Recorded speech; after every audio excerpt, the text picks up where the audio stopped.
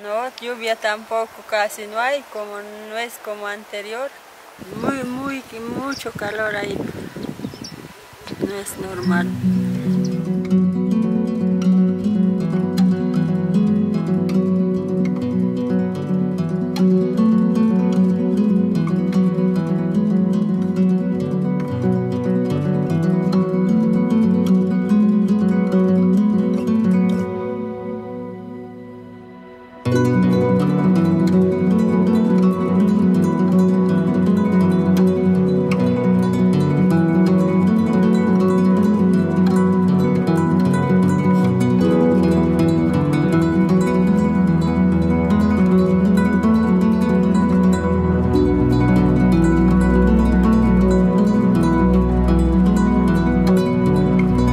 Desde o litoral peruano, em clima desértico, até chegarmos aqui no topo da Cordilheira dos Andes, nesse caso aqui em encostas a mais de 3.000 metros no Peru, a gente percebe uma grande modificação de ambientes, passando de deserto, semideserto, puna seca e agora o ambiente da puna úmida.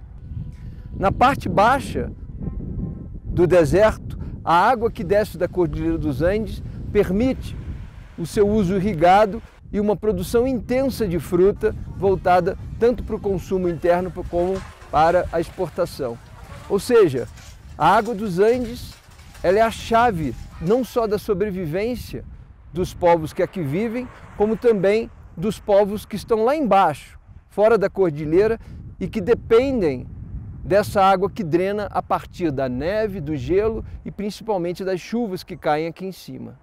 Foi o degelo e a água disponibilizada pelo degelo desses glaciares de alta montanha que permitiu que o homem fosse pouco a pouco se adaptando às altitudes cada vez maiores.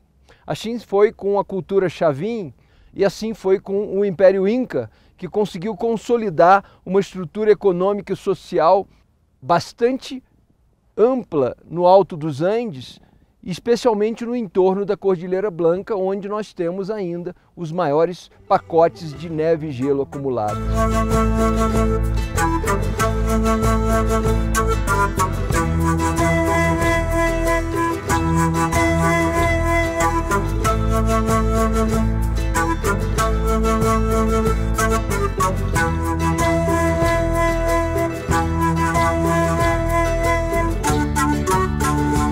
Nós estamos aqui no coração da Cordilheira Blanca, exatamente no divisor de águas, das águas que viram para o Pacífico, e aqui onde a gente está nesse momento é o início exato de uma das cabeceiras mais altas da Bacia Amazônica.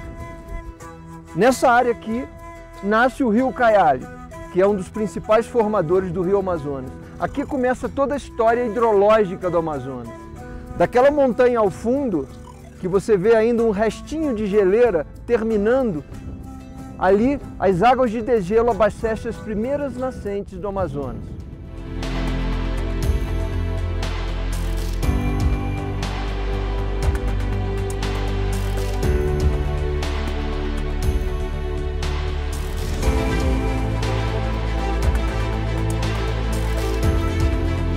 A Cordilheira Blanca, no Peru, ela representa o maior manto de gelo nas latitudes tropicais no nosso planeta. Ela representa praticamente 99% de tudo que existe de neve e gelo acumulado nos trópicos.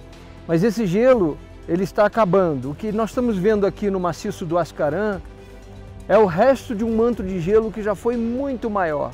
Nesse caso aqui da Cordilheira Blanca, pelo menos 15 vezes maior do que nós temos hoje em termos de geleira de montanha.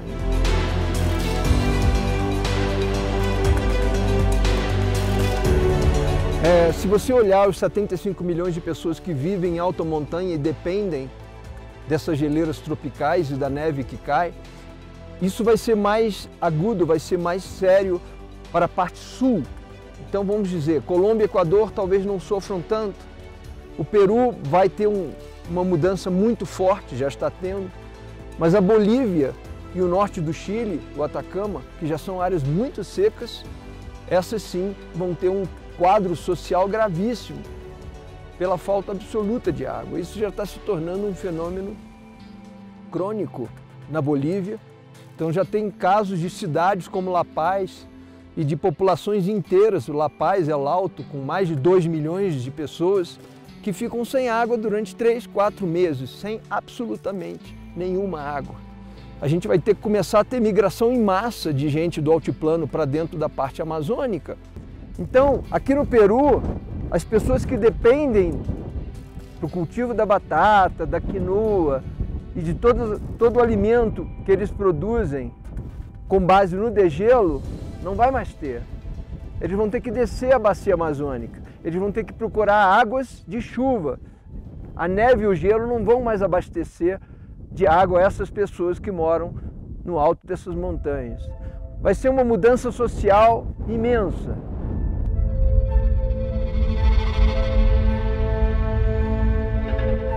Ninguém é separado de ninguém quando se pensa uma bacia hidrográfica. Porque os rios unem todos, como a gente fala. A bacia amazônica é uma coisa só. Imagina quem está em Manaus, Belém, não imagina que aquelas águas que estão correndo ali no Rio Pará, aquelas águas que correm no Solimões ou no Amazonas, começam a sua viagem rumo ao Atlântico daqui, a mais de 5.000 quilômetros de distância. E essas águas começam com o degelo das geleiras acumuladas nessas montanhas, que é uma verdadeira, vamos chamar, uma poupança glacial, que aconteceu de 25 a 10 mil anos atrás. Então a neve que cai aqui derrete, vai para o Pacífico, vai para o Atlântico, a chuva, e essas geleiras servem a todos e estão terminando.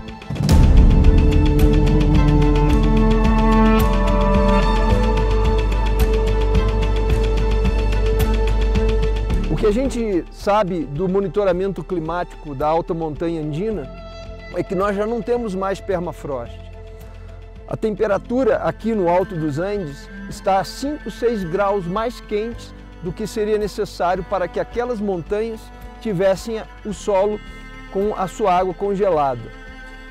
Em frente a todos esses glaciares de alta montanha tropical, a gente tem o permafrost, que nada mais é do que o solo congelado. E é o primeiro elemento desse complexo de alta montanha a sofrer com as mudanças climáticas. É o primeiro a descongelar. Então ele vai ser o primeiro indicador do estado de saúde dos glaciares de alta montanha. E o que a gente constata com os nossos dados e com o nosso monitoramento é que o permafrost de alta montanha, ele praticamente inexiste. A gente está aqui numa cota altimétrica onde todos os modelos prediziam uma ocorrência do permafrost quase que contínuo, porém a gente não percebe mais isso, a gente não constata essa situação mais em campo. Isso é um indicador gravíssimo para a condição de estabilidade desses glaciares. Então o que a gente está vendo aqui é realmente um processo final da marcha do degelo desde os últimos 10 mil anos até hoje, em que praticamente toda a poupança do gelo foi consumida e que agora vai ser, pelo aquecimento global criado pelo homem, muito mais rapidamente extinta. Em 40 anos se estima que no Peru e na Bolívia praticamente toda a água acumulada nessa poupança glacial de 25 a 10 mil anos atrás vai ser consumida. Como essas populações vão viver daqui a 50 anos, é um problema de gestão do futuro dessas sociedades que vai colocar desafios enormes tecnológicos, sociais, econômicos nas sociedades de alta montanha, de onde vem a água, a maior parte da água amazônica.